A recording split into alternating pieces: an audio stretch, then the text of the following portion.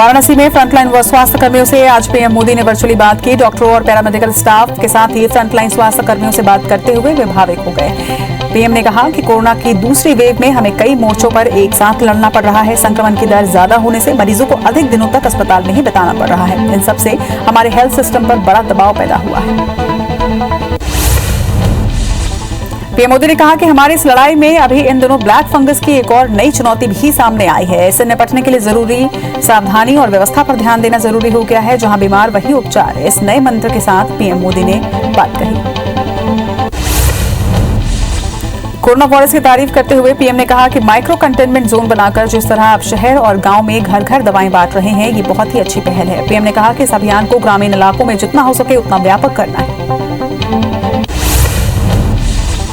केंद्रीय स्वास्थ्य मंत्री डॉक्टर हर्षवर्धन ने 9 राज्यों के स्वास्थ्य मंत्रियों के साथ चर्चा की। कोरोना के नए वेरिएंट को लेकर राज्यों से जानकारी मांगी गई है। बता दें कि छत्तीसगढ़ के हेल्थ मिनिस्टर टीएस सिंहदेव भी मीटिंग में शामिल हुए।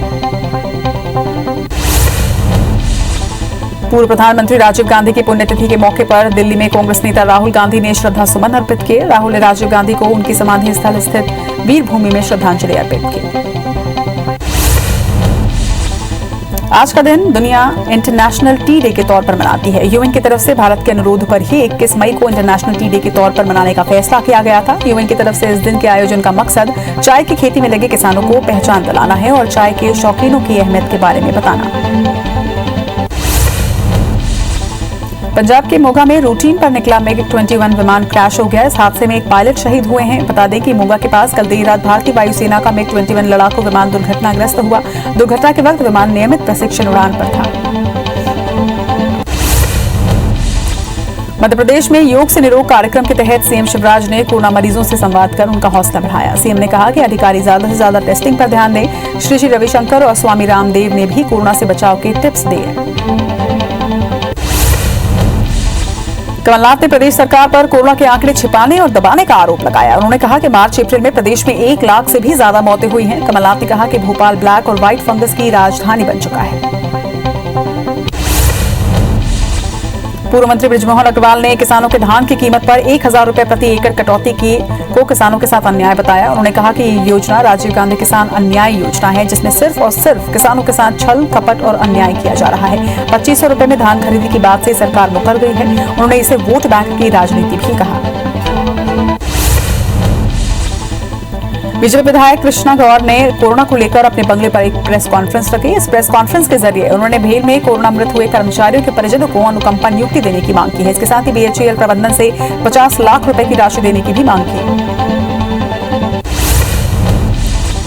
टूल किट मामले को लेकर जिला बीजेपी के द्वारा बिना अनुमति बुलाई गई प्रेस कॉन्फ्रेंस को लेकर रायगढ़ में राजनीति गरमा गई है। कांग्रेस ने इस मामले में जिला बीजेपी अध्यक्ष सहित बीजेपी पदाधिकारियों के खिलाफ लॉकडाउन का उल्लंघन करने और महामारी अधिनियम के तहत कार्रवाई करने की मांग की। पीसीसी चीफ कमलनाथ के आह्वान पर पांडुना विधायक नीलेश उइके ने 2 एम्बुलेंस छिंदवाड़ा कलेक्टर सौरभ कुमार सुमन को सौंपी है। बता दें कि पूर्व सीएम कमलनाथ और सांसद नकुलनाथ ने छिंदवाड़ा को ऑक्सीजन सिलेंडर, वेंटिलेटर के साथ ही इंजेक्शन सहित आवश्यक दवाइयां उपलब्ध करवाई हैं।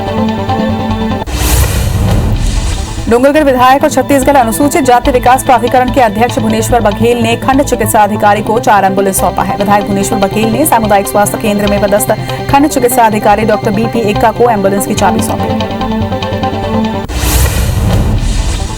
विधानसभा अध्यक्ष डॉक्टर महंत ने पूर्व प्रधानमंत्री राजीव गांधी की पुण्यतिथि पर श्रद्धांजलि अर्पित की। स्पीकर महंत ने अपने निवास पर उन्हें याद करते हुए राजीव गांधी को आधुनिक भारत का शिल्पकार कहा। देश उन्हें कंप्यूटर क्रांति के जनक के रूप में तो याद करता ही है, इसके साथ ही शिक्षा के प्रसार, युवाओं को मताधिकार और पंचायती राज जैसे साहसिक कदम के लिए भी उन्हें याद किया जाएगा। राजीव गांधी की पुण्यतिथि पर डूंगरगढ़ के विधायक भुवनेश्वर बघेल ने मास्क, सैनिटाइजर के साथ ही साबुन का भी वितरण किया और लोगों से सोशल डिस्टेंसिंग के साथ कोरोना की गाइडलाइन के पालन करने का अनुरोध किया। इस अवसर पर कांग्रेस के कार्यकर्ता भी उपस्थित रहे। भोपाल में ब्लैक फंगस के मरीज दिन ब दिन अब बढ़ते जा रहे हैं। दूसरी ओर इस बीमारी की दवा और इंजेक्शन की भारी कमी से लोग परेशान हैं। हालात ऐसे हैं कि भोपाल में भर्ती मरीजों के परिजन इंजेक्शन के लिए मुंबई समेत अन्य शहरों तक चक्कर काटने को मजबूर हैं। कोरोना मरीजों में ब्लैक फंगस बढ़ने को लेकर अब चर्चाएं तेज हो गई हैं। इसमें ऑक्सीजन देते वक्त लापरवाही और गैस को नमी देने वाला पानी शुद्ध न होना, असुरक्षित तरीके से ऑक्सीजन दिया जाना फंगस पनपने की बड़ी वजह मानी जा रही है। वहीं कोविड के इलाज में स्टेरॉइड सही समय पर न देना भी मुख्य कारण हो सकता है। देवास का अमलतास अस्पताल इन दोनों अव्यवस्थाओं का केंद्र बना हुआ है। रेमडेसिविर इंजेक्शन की कालाबाजारी में गिरफ्तार 8 आरोपियों में 2 अस्पताल के स्टाफ थे। मामले में अस्पताल प्रबंधन की संदिग्ध भूमिका की जांच की जा रही है। तो वहीं ब्लैक फंगस के 3 मरीजों के सफल ऑपरेशन करने का दावा भी प्रबंधन ने किया, जबकि सीएमएचओ ने जिले में किसी भी अस्पताल को अधिकृत नहीं किया है। पहले से ही कोरोना को झेल रहे छत्तीसगढ़ के लोगों के लिए अब ब्लैक फंगस चिंता का सबब बनता जा रहा है। केंद्र सरकार ने सभी राज्यों को एक पत्र लिखकर ब्लैक फंगस के लिए अलर्ट किया है। छत्तीसगढ़ में भी ब्लैक फंगस को महामारी घोषित करने की मांग अब तेज हो गई है। छत्तीसगढ़ की न्यायधानी बिलासपुर जिले में ब्लैक फंगस के 3 नए मरीज मिले हैं। सभी मरीजों का सिम्स और अपोलो में इलाज चल रहा है। ये तीनों ही मरीज बिलासपुर, अकलतरा और अनूपपुर के हैं। ब्लैक फंगस के बढ़ते मामलों ने प्रशासन की चिंताओं को बढ़ा दिया है। जबलपुर में नकली रेमडेसिविर इंजेक्शन लगाने के मामले में एसआईटी जांच में खुलासा हुआ है। सिटी अस्पताल में 9 मरीजों की मौत हुई थी, जहां 209 मरीजों को नकली इंजेक्शन की डोज लगाई गई थी। अस्पताल से जब्त दस्तावेजों से एसआईटी को मौत के आंकड़े मिले हैं। लॉकडाउन में दुकान खोलकर चोरी छुपके सामान बेचना व्यापारियों को महंगा पड़ा। सिरोंज एसडीएम अंजलि शाह ने सकरी गलियां और मुख्य बाजार में जाकर खुद 8 दुकानें सील करवाई। पहले तो एसडीएम ग्राहक बनकर दुकानों में पहुंचे और दुकानदार का ये पूछना कि मैडम आपको क्या चाहिए, बस उसी समय दुकानदार का एसडीएम ने चालान काट दिया। दुनिया भर में कोरोना के 16 करोड़ 58 लाख को पार कर चुके हैं, तो वहीं अब तक 34,44,000 मरीजों की मौत भी हो चुकी है। दुनिया भर के 14 करोड़ 65 लाख मरीज कोरोना को हराकर स्वस्थ हुए हैं। हालांकि दुनिया में 1 करोड़ 58 लाख एक्टिव मरीजों का इलाज जारी है। संक्रमण के मामले में भारत दुनिया में अमेरिका के बाद दूसरे स्थान पर है। देश में एक दिन में कोरोना के 2,59,000 नए मामले सामने आए, जिससे कुल आंकड़ा 2 करोड़ 60 लाख के पार पहुंच चुका है। तो वहीं 4,208 नई मौतें भी दर्ज की गई। अब तक भारत में 2,91,000 मरीजों की मौत हो चुकी है। वहीं संक्रमण के मामले में भारत दुनिया में दूसरे नंबर पर पहुंचा हुआ है। हालांकि देश में 24 घंटे में लगभग 3,57,000 मरीज स्वस्थ भी हुए हैं। महाराष्ट्र में 29,911 नए मामलों से कुल आंकड़ा 54,97,000 को पार कर गया। वहीं राज्य में 984 मौत से अब तक 85,355 मरीजों की मौत हो चुकी है। एक्टिव मरीजों के आंकड़े की बात करें तो ये 3,83,000 के पार हो चुका है। वहीं राज्य में 47,000 से ज्यादा मरीज अब तक स्वस्थ हुए हैं। पुणे में 3,735 और मुंबई में 1,433 नए केस सामने आए। मध्य प्रदेश में 4,952 नए केस मिलने से आंकड़ा यहां पर 7,52,000 को पार कर गया। वहीं प्रदेश में 88 मरीजों की मौत के साथ मौत का कुल आंकड़ा प्रदेश में 7,315 पर पहुंच चुका है। मध्य प्रदेश में एक्टिव मरीजों की संख्या 72,725 पर पहुंच चुकी है। वहीं पिछले 24 घंटे में 9,746 मरीज डिस्चार्ज भी हुए हैं। इंदौर में 1,072 और भोपाल में 697 नए मरीज सामने आए।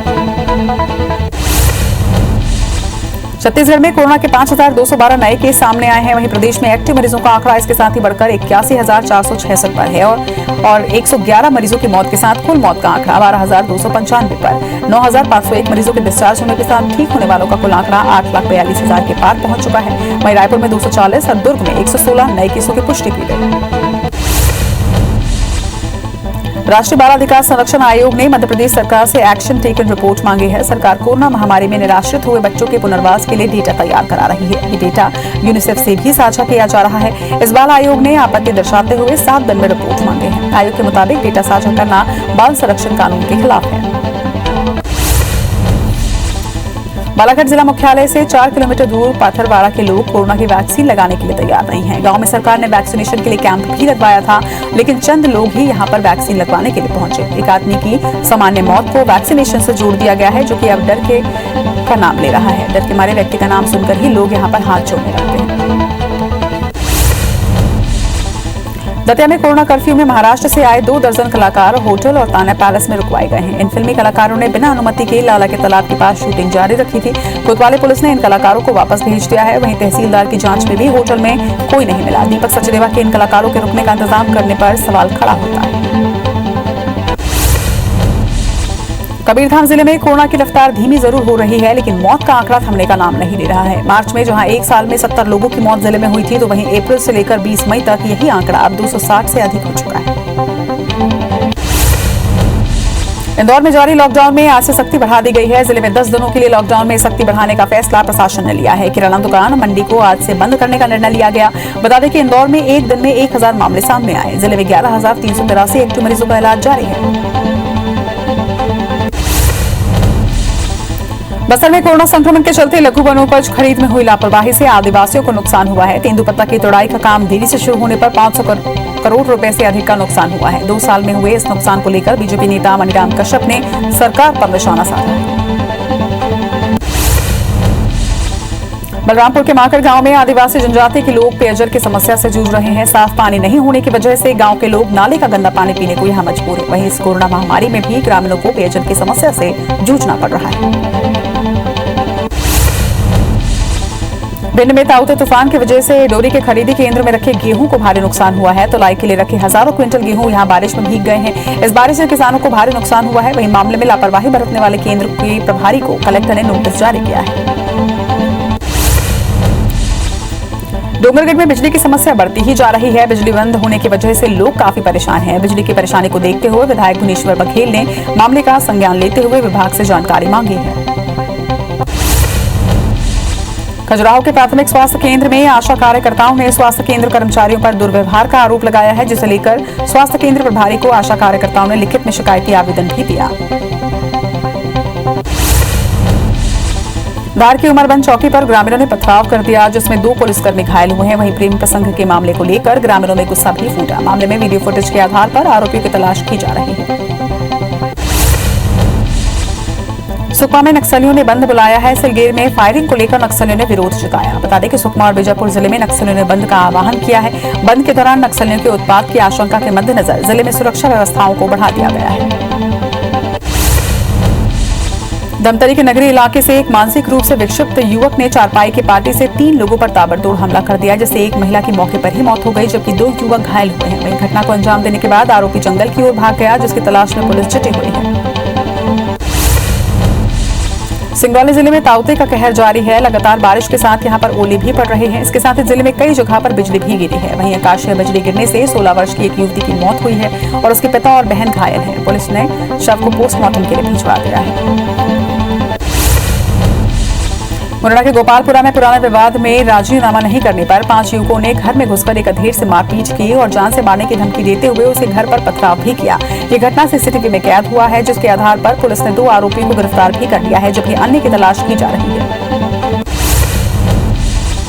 बसना के राष्ट्रीय राजमार्ग 53 पर झाड़ियों के बीच एक बच्ची मिली, जिसकी रोने की आवाज सुनकर राहगीरों ने हाईवे पेट्रोलिंग को इसकी जानकारी दी, जिसे बसना सामुदायिक स्वास्थ्य केंद्र ले जाया गया, जहां इसका इलाज जारी है। वहीं डॉक्टरों के मुताबिक बच्ची सिर्फ 20 दिन की बताई जा रही है।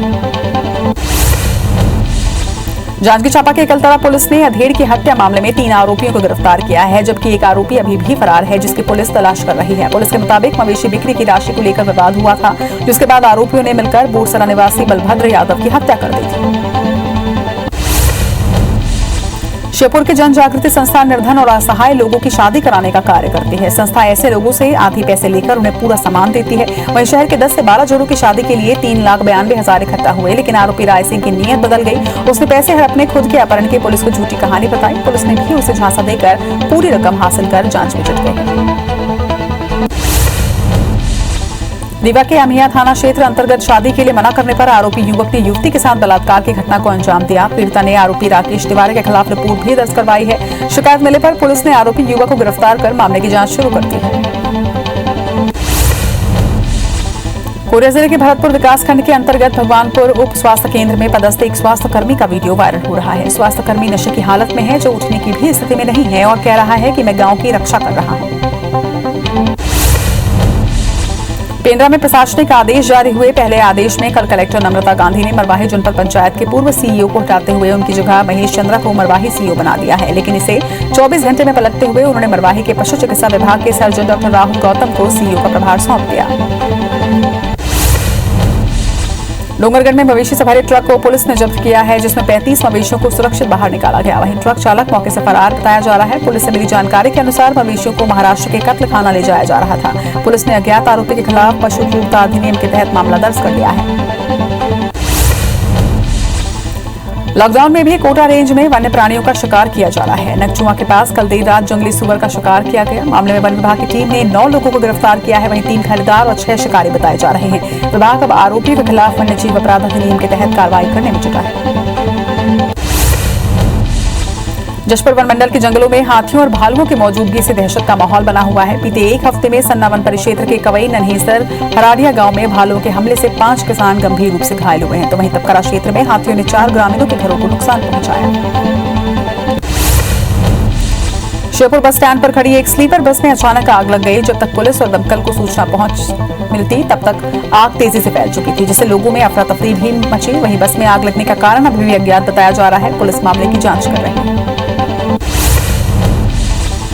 ताउते तूफान का मध्य प्रदेश में असर कम हो गया है। पिछले दिनों जिन क्षेत्रों में भारी बारिश हुई वहां आज मौसम शुष्क रहेगा। वहीं बीते 24 घंटों में शहडोल, रीवा, जबलपुर और ग्वालियर, चंबल और होशंगाबाद के जिलों में कहीं कहीं वर्षा दर्ज की गई। विभाग के अनुसार आज रीवा, शहडोल, ग्वालियर, दतिया, शिवपुरी और चंबल संभाग के जिलों में हल्की बारिश हो सकती है। भारत ने गुरुवार को कहा कि वो अमेरिकी उद्यमों के साथ कोविड-19 रोधी टीकों की खरीद और बाद में देश में इसके उत्पादन की संभावना पर बातचीत कर रहा है। विदेश मंत्रालय के प्रवक्ता अरिंदम बागची ने डिजिटल माध्यम से साप्ताहिक संवाददाता सम्मेलन में यह जानकारी दी। बागची ने कहा कि टीके की खरीद या उत्पादन से देश में टीके की उपलब्धता मजबूत होगी। आईसीएमआर के महानिदेशक डॉक्टर बलराम भार्गव ने कहा कि हमारा लक्ष्य इस महीने के अंत तक 25 लाख टेस्ट और जून के अंत तक 45 लाख टेस्ट करने का है। उन्होंने कहा कि भारत में फरवरी के मध्य से कोरोना संबंधी जांच की संख्या में लगातार वृद्धि हो रही है और 12 हफ्तों में इसमें लगभग 2.5 गुना की वृद्धि हुई है। आईसीएमआर ने कोरोना के साइड इफेक्ट के बारे में कहा कि कोरोना वायरस की बीमारी डायबिटीज भी दे सकती है, क्योंकि ये शुगर बढ़ाती है। गुरुवार को आईसीएमआर के प्रमुख डॉक्टर बलराम भार्गव ने कहा कि कोरोना वायरस डायबिटीज भी दे सकती है, क्योंकि इसमें शुगर बढ़ता है। अगर किसी को कोरोना संक्रमण से पहले शुगर की समस्या नहीं थी तो ये उसके इलाज के दौरान हो सकती है। भारत बायोटेक ने कहा कि देश में कोरोना वैक्सीन की कमी को देखते हुए कंपनी हर साल कोवैक्सीन की 200 मिलियन डोज का उत्पादन करने के लिए है। भारत बायोटेक ने कोरोना वैक्सीन का प्रोडक्शन बढ़ाने की बात कही। वहीं कंपनी अपने गुजरात प्लांट के साथ 1 साल के अंदर वैक्सीन की 20 करोड़ डोज बनाने जा रही है। इसके लिए एडिशनल लैब की भी व्यवस्था की जा रही है। कोरोना वायरस संक्रमण को फैलने से रोकने के लिए 28 मई तक गुजरात के 36 शहरों में रात 8 बजे से सुबह 6 बजे तक नाइट कर्फ्यू लगा रहेगा। गुजरात सरकार ने संक्रमण कम करने के लिए गुरुवार को ये बात कही। हालांकि दिन के समय में लागू प्रतिबंधों में ढील दी गई है और सुबह 9 बजे से दोपहर 3 बजे तक दुकानें, शॉपिंग मॉल और व्यावसायिक प्रतिष्ठान खोलने की अनुमति मिली है। मध्य प्रदेश की राजधानी भोपाल में कोरोना कर्फ्यू 24 मई तक के लिए बढ़ा दिया गया है। इस दौरान जनता कर्फ्यू में जरूरी सेवाओं की अनुमति जरूर दी गई है। वहीं भोपाल ने कोरोना की तीसरी लहर को रोकने के लिए तैयारियां भी तेज कर दी हैं। कलेक्टर लवानिया ने अस्पताल संचालकों और विशेषज्ञ डॉक्टरों के साथ समीक्षा बैठक की। वैक्सीनेशन को लेकर छत्तीसगढ़ ने बिलासपुर हाईकोर्ट में शपथ पत्र पेश करने के लिए अतिरिक्त समय की मांग की है। हाईकोर्ट ने 4 जून तक शपथ पत्र पेश करने का सरकार को समय दिया है। वहीं बची वैक्सीन के इस्तेमाल और सेंटर्स पर भीड़ को लेकर हाईकोर्ट ने सुझाव दिया था। योग से निरोग कार्यक्रम में सीएम शिवराज ने कोरोना मरीजों से संवाद किया। श्री रविशंकर और स्वामी रामदेव ने भी कोरोना मरीजों को मोटिवेट करते हुए अपना उद्बोधन दिया। कोरोना महामारी के बीच शरीर और मन को मजबूत रखने के प्रयास के तौर पर भी इसे देखा जा रहा है। वहीं वीडियो कॉन्फ्रेंसिंग के जरिए सीएम शिवराज सिंह चौहान कोरोना मरीजों से उन्होंने संवाद किया। छत्तीसगढ़ में राजीव गांधी किसान न्याय योजना की पहली किश्त जारी की गई। 21.5 लाख किसानों के खातों में 1500 करोड़ रुपए डाले गए। राज्य गीत के साथ कार्यक्रम की शुरुआत हुई। वहीं सीएम भूपेश बघेल ने राजीव गांधी को याद करते हुए किसानों के खाते में पैसे ट्रांसफर किए।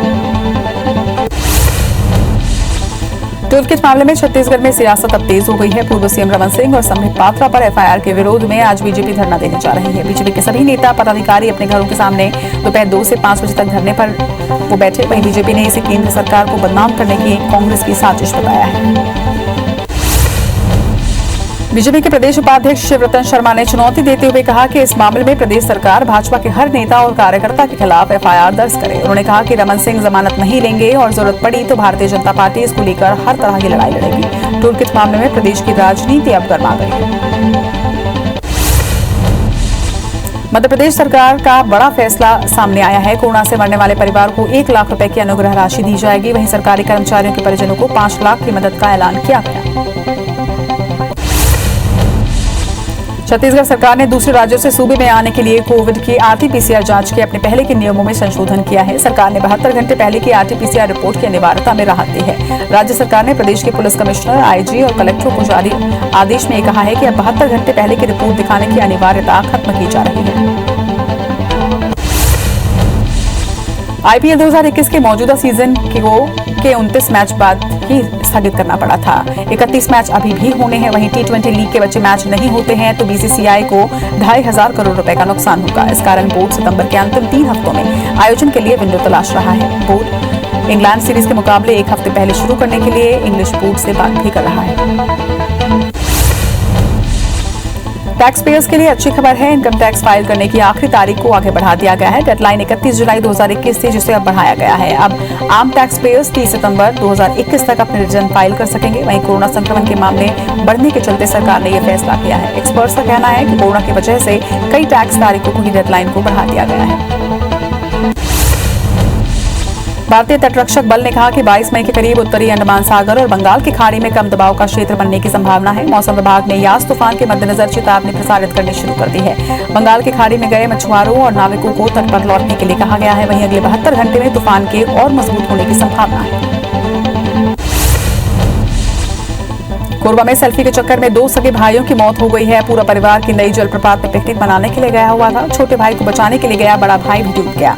डूबने की सूचना रोते बिलखते बहन और पीयूष की पत्नी ने डायल 112 को दी। बता दें कि मृतक पीयूष गोयल दुबई में सॉफ्टवेयर इंजीनियर था।